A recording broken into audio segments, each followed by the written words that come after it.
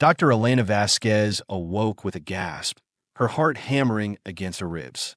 The ceiling of her bedroom came into focus, familiar white paint, the small crack in the corner she'd been meaning to fix.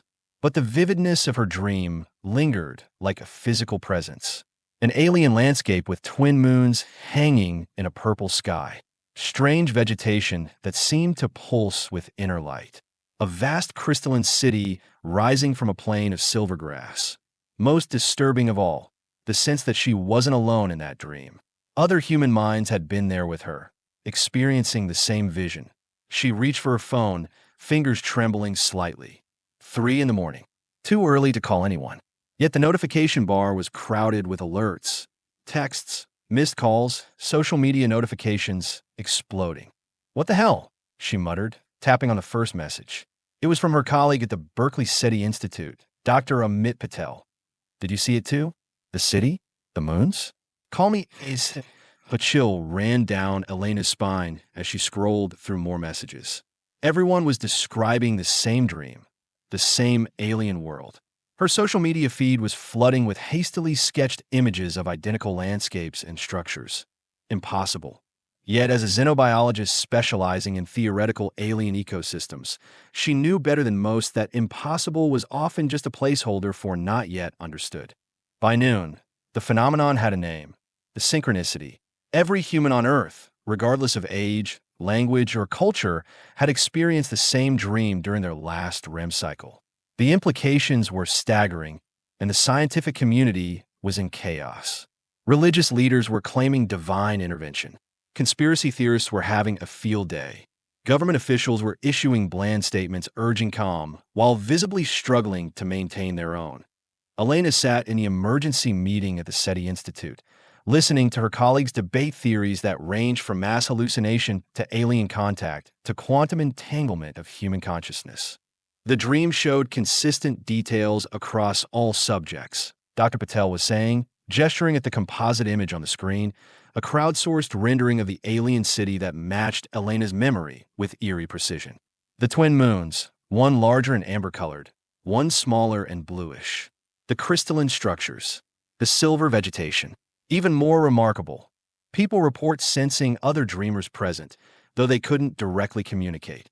"It has to be external," Elena said, drawing attention from around the table. "Some kind of signal that affected human brain activity globally. But what could possibly penetrate the entire planet simultaneously?" asked Dr. Nora Chun, a quantum physicist who'd been brought in for consultation. "And target only humans, not other mammals?" Early reports indicate that dogs, cats, even great apes didn't experience anything unusual. "Maybe we're being contacted," suggested someone else. "Or studied," Elena said quietly. The room fell silent. Director Harmon cleared his throat. "Let's stick to verifiable data. Dr. Vasquez, I want you leading analysis of the biological and ecological aspects of this dream environment. Dr. Patel, coordinate with global neuroscience teams on the brain activity patterns. Dr. Chun, I need you to look into possible mechanisms for global synchronization of neural activity." As the meeting broke up, Elena's phone vibrated with a text from her sister in Madrid. The dream is happening again. People falling asleep during the day are going back to the same place. It's on the news. They are seeing more. The second night, Elena was prepared. She'd set up EEG monitoring equipment in her apartment, coordinating with colleagues around the world to measure what happened during the shared dream. She'd taken detailed notes on the first experience and prepared a mental checklist of observations to make it she drifted asleep. Part of her feared the previous night had been a one-time anomaly, or worse, that she'd somehow lost her mind. But as consciousness faded, the alien landscape bloomed behind her closed eyelids with even greater clarity than before. The twin moons hung in the purple sky. The crystalline city gleamed on the horizon. But this time, Elena noticed details she'd missed before. The city wasn't empty. Moving among the structures were tall, slender figures with iridescent skin. Something else. Amid the silver grass of the plain, human forms walked. Thousands of them. Medial. The collective dreamers of Earth, appearing as translucent versions of themselves. Elena felt the characteristic clarity of lucid dreaming. She had control of her movements and thoughts. Looking down, she saw her own body was similarly translucent. She could see the strange grass through her hands that a man approached her. Middle-aged, South Asian, wearing pajama bottoms and a faded t-shirt. His form flickered slightly as he walked. "You are really here," he said, voice filled with wonder. "I'm Daniel Lee, neuroscientist, Johns Hopkins University." "Are you a scientist too?" "Elena Vasquez, xenobiologist, Berkeley SETI." "Of course you are," Daniel laughed. "The universe has a sense of humor. Listen, I have been exploring. This dream space, it's massive and it's consistent. It doesn't shift or change like normal dreams. And those beings in the city, they're not noticing us. It's like we are ghosts here, or they're ignoring us deliberately," Elena suggested. Others were gathering around them, dreamers who had maintained enough self-awareness to explore and communicate. A teenage girl from Kenya, an elderly man from Russia, a young mother from Australia. Each reported the same thing, a vast, stable dreamscape that didn't behave like a normal dream. "We should try to reach the city," Elena said. "Study the beings. This is the opportunity of a lifetime." "It could also be dangerous," Daniel cautioned. "We don't know if this is contact or something else." "I will go," said the teenage girl, Amara. "I've been having these dreams for weeks, not just since yesterday." The group fell silent. "What did you say?" Elena asked. "I've been dreaming of this place for almost a month," Amara repeated. "But nobody believed me until now. I thought I was going crazy." Before Elena could process this information, she felt a tugging sensation. The dream was fading. She was waking up. The last thing she saw was Daniel reaching toward her, his form becoming increasingly transparent. "Find me tomorrow night," he called. The city. Her eyes snapped open in her bedroom. The EEG machine beeped steadily beside her. Dawn light filtered through her blinds. But something was different. On her palm, a faint silver residue glimmered. Pollen from the alien grass. It wasn't just a dream. The world transformed overnight. Global productivity plummeted as people became obsessed with the shared dream world, now officially dubbed Meridian, after the apparent Meridian line of silver grass that divided the vast plain from the crystalline city. Social media overflowed with dream accounts. Sleep researchers were working around the clock.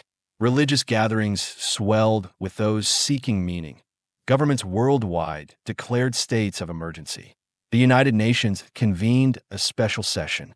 NASA, SETI, and their international counterparts coordinated the largest scientific collaboration in human history. Elena barely noticed the chaos. She was focused on the silver residue, which she'd managed to contain in a specimen jar before it evaporated.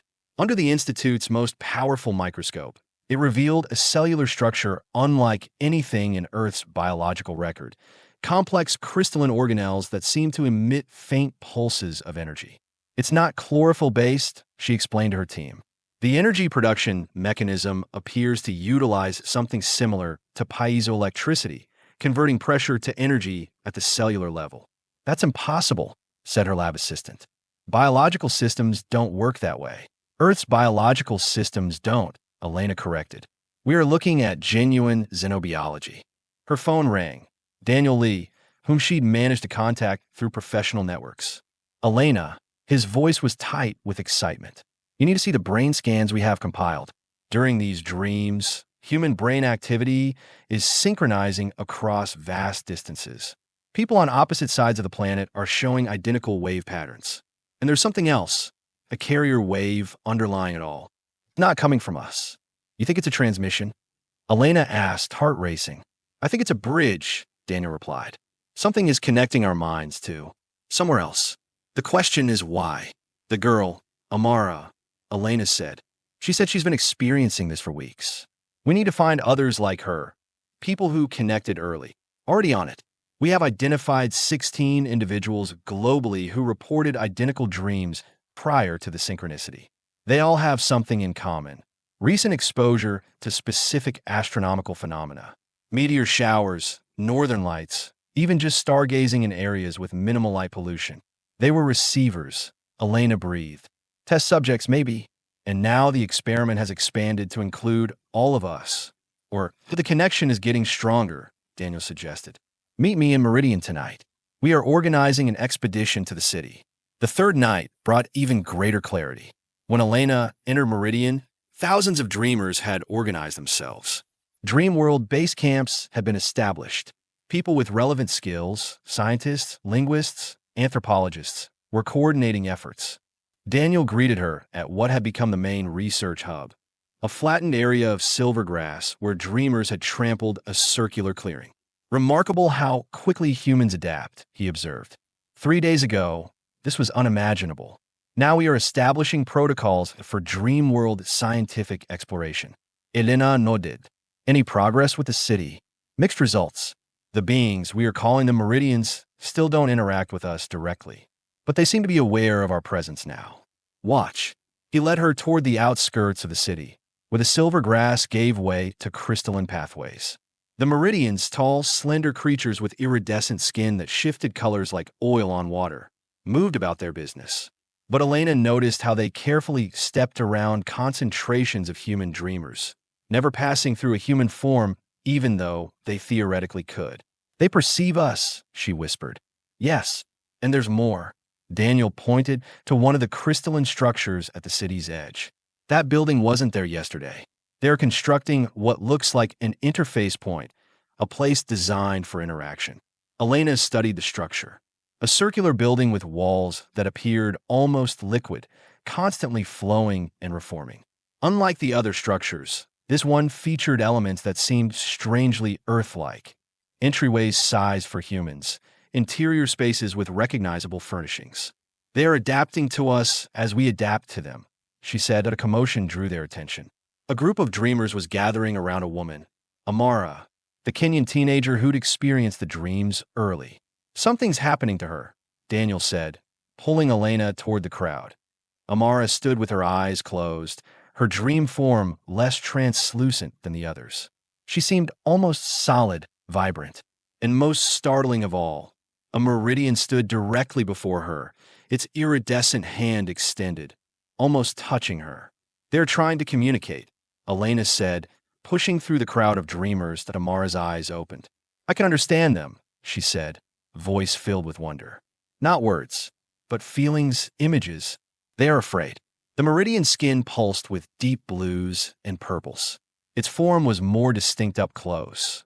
Humanoid, but with elongated limbs and a head that featured no recognizable sensory organs, just a smooth surface that rippled occasionally with patterns of light. Afraid of what? Elena asked. Of the same thing we should be afraid of, Amara replied, turning to face the crowd.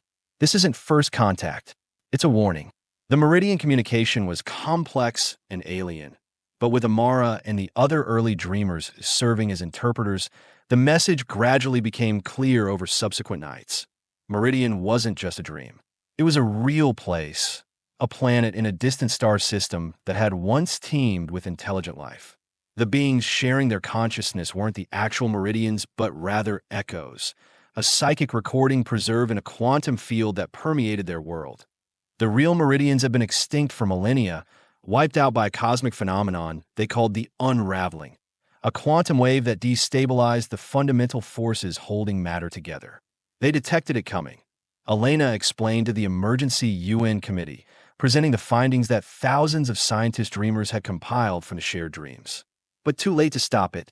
Their civilization was far more advanced than ours, particularly in manipulating quantum fields and consciousness transference. In their final days, they created this psychic record and sent it out into the cosmos as a warning buoy. A warning of what precisely? Asked the Secretary General. Daniel stepped forward. The unraveling moves through space at predictable intervals.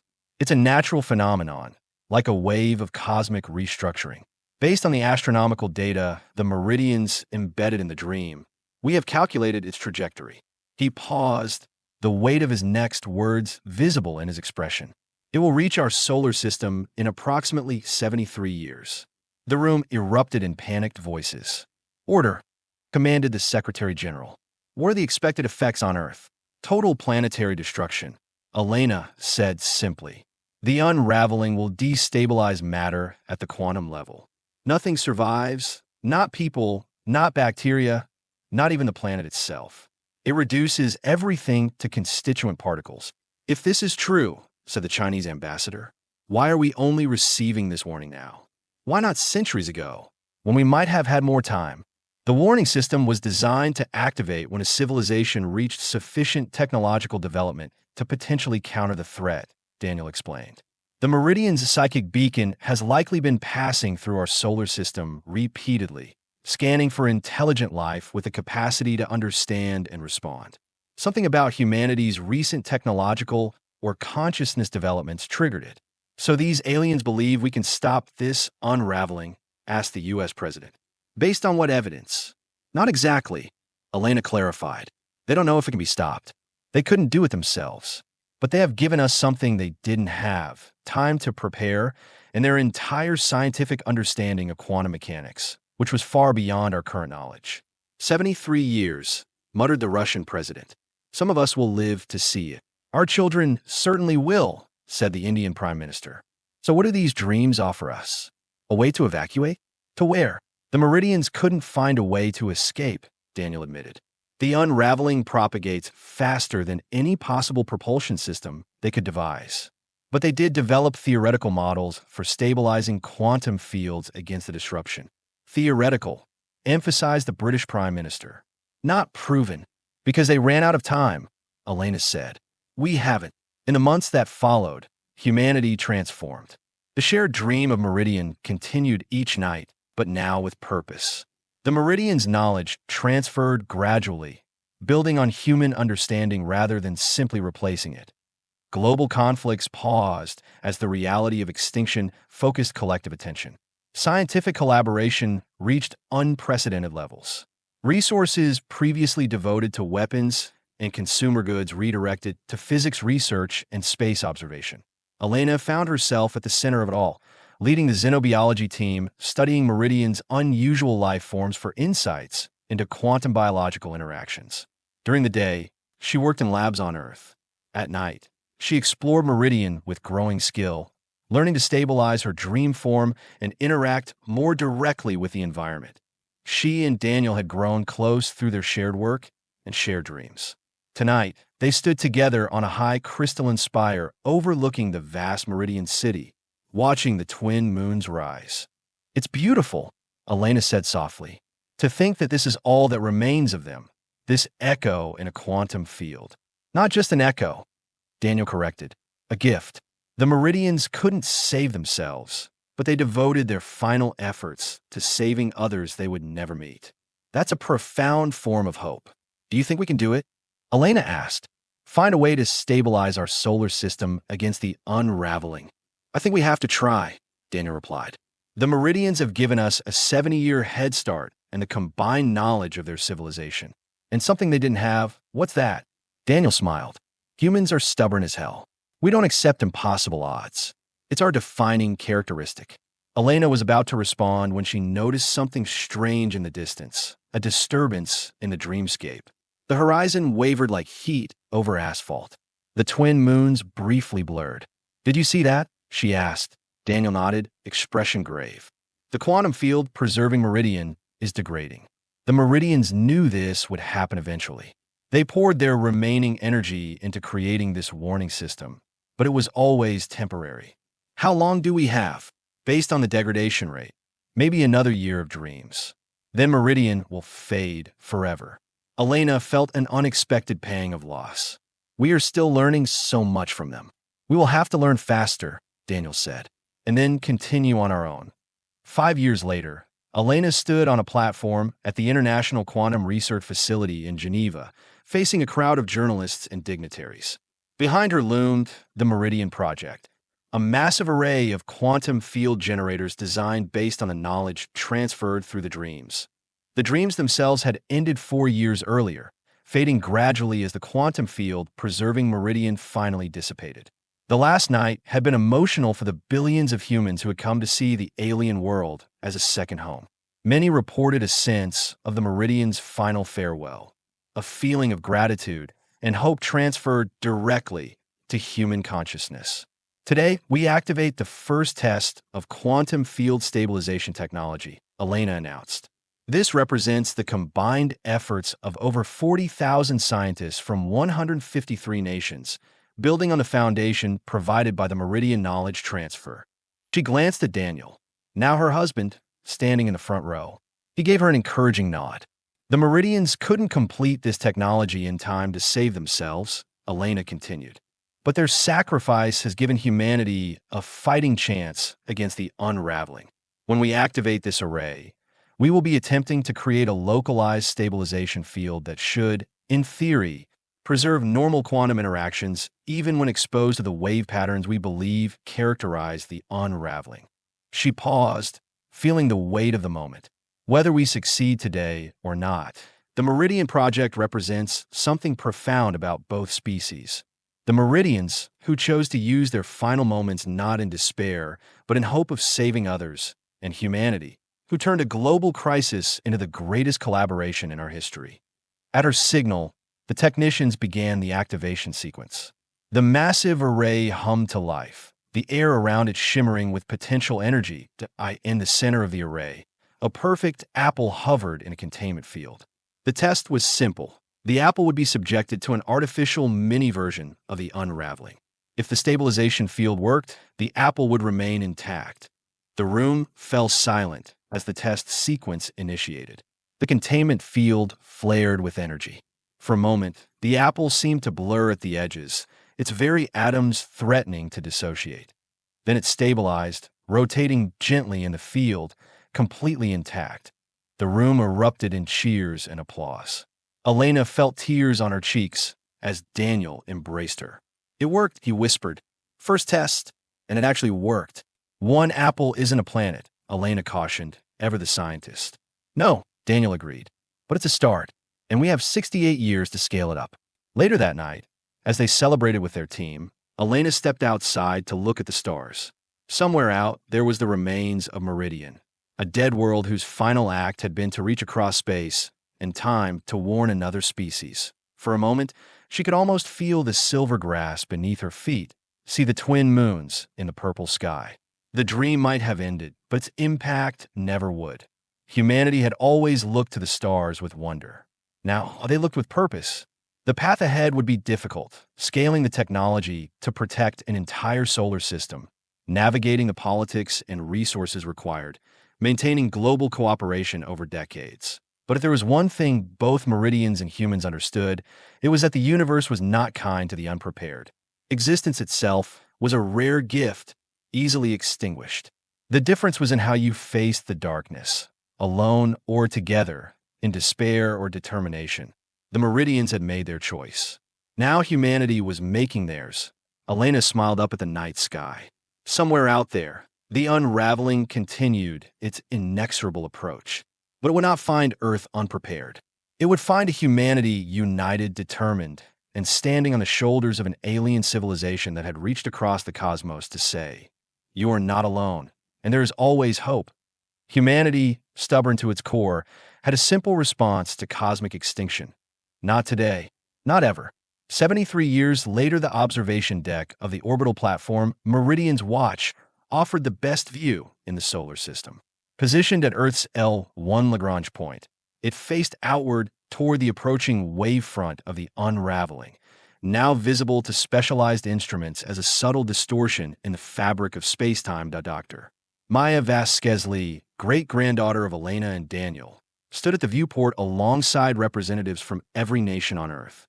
As lead scientist of the Quantum Shield Initiative, she had overseen the final deployment of the Planetary Defense System, a network of massive field generators in orbit around the Sun and each major planet. The technology had advanced far beyond the early prototypes, incorporating 70 years of dedicated research and development. The stabilization fields now encapsulated the entire solar system in overlapping layers of quantum protection. "Final approach in 3 minutes," announced the station's AI. "All stabilization fields at 100% capacity." Maya thought of her great-grandparents, who hadn't lived to see this day. Elena had departed 20 years earlier, Daniel following shortly after. But their legacy lived on in the science that might save humanity and in the international cooperation they had helped foster. "System tracking optimal," continued the AI. "Unraveling wavefront approaching at predicted velocity." On the central display, The wavefront appeared as a rippling distortion moving through the stars. Behind it, only emptiness remained, stars gone, matter reduced to its fundamental particles. 1 minute to contact. The assembled representatives fell silent. 73 years of preparation, trillions in resources, the combined effort of multiple generations, all coming down to this moment. 30 seconds. Maya closed her eyes briefly, remembering the stories her grandmother had told her of Meridian, the silver grass, the crystal city, the beings who had reached across space and time to warn humanity. Contact in 5, 4, 3, 2, 1. The wavefront hit the outer stabilization field. For a terrible moment, the field fluctuated, energy readings spiking beyond predicted parameters. The lights on the station flickered. Then, stability. Outer field holding at 87%, reported the AI. Wavefront continuing through the system. Inner fields engaging as designed. On the display, they watched as the wavefront passed through the field surrounding Earth. The planet glowed briefly with energy as the quantum shields performed exactly as designed, preserving the normal interactions of matter against the cosmic disruption. Hours passed as the wave traversed the entire solar system. When it finally moved beyond the orbit of Neptune, leaving the solar system intact, the observation deck erupted in celebration. Maya stood quietly amidst the joy, her eyes fixed on the stars beyond. They had done what the Meridians could not, survived the unsurvivable, not through any inherent superiority, but because they had been given the gift of warning and preparation. And somewhere, perhaps in whatever remained of consciousness after physical existence, the Meridians knew that their final act had succeeded. Their legacy lived on in a species they had never met, but had nonetheless reached across the gulf of space to save. In her mind, Maya could almost see the twin moons rising over a field of silver grass, and hear the whisper of an alien voice. "You are not alone, T.O.," which humanity had responded with its defining characteristic, stubborn, determined survival against all odds. Neither are you. We remember. We continue. For both our worlds, humanity had faced extinction and said, simply, no, and the universe, vast and uncaring as it was, had been forced to listen. This, perhaps, was the greatest legacy of Meridian, that in a cosmos seemingly designed to extinguish life, two different species, separated by time and space, had chosen to defy the darkness together in one.